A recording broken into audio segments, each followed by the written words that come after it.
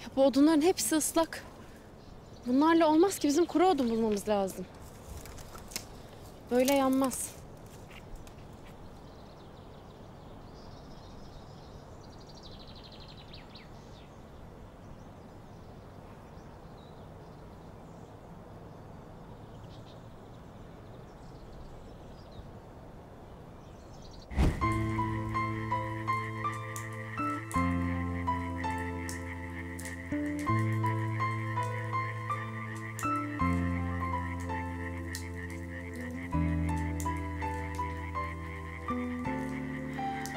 Ateş çok iyi yanıyor. Üşümüyorum artık.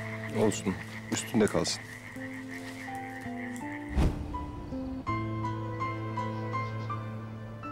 Bir şey mi oldu? Anlamadım. Burada değil gibisin. Yo, dalmışım öyle. Bu kadar derin daldığına göre önemli olmalı. Neyse, biz toplamaya devam edelim. İyi. Topla, ben biraz dinleneceğim.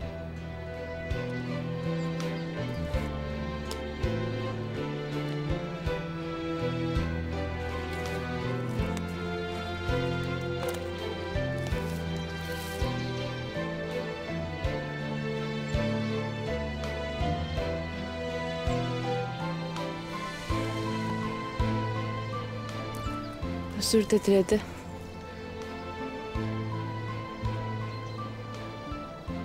Not yazmış bir de.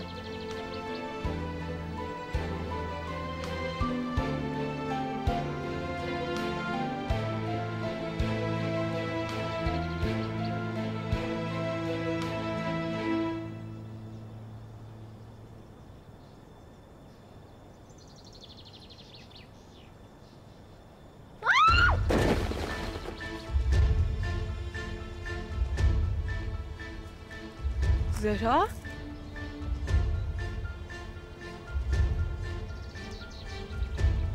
Zehra?